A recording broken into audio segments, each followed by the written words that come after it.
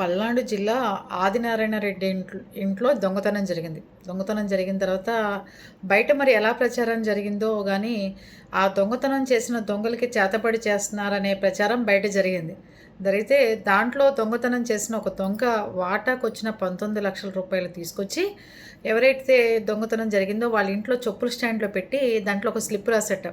అయ్యా, నాకు మాత్రం చేతపడి చేయొద్దు మీరు, నేను నాకు వచ్చిన వాటా సొత్తుని నేను తీసుకొచ్చి ఇక్కడ పెట్టేస్తున్నాను అని చెప్పి రాసుందిట. వాళ్ళందరూ పోలీసులు, ఆ ఇంటి ఓనర్స్ అవాక్కయ్యారట. అది పరిస్థితి. అలా ఎలా ప్రచారం అయిందో తెలియదు కానీ మొత్తానికి ఆ దొంగ వాటాకు వచ్చిన 19 లక్షల రూపాయలు తీసుకొచ్చి వాళ్ళకి ఇచ్చేయటం జరిగింది. అది పరిస్థితి. అంటే ఈ బట్టి దొంగలకి కూడా పోలీసుల కంటే కోర్టుల కంటే కూడా చేతబడి అనే భయం అయితే ఉంది.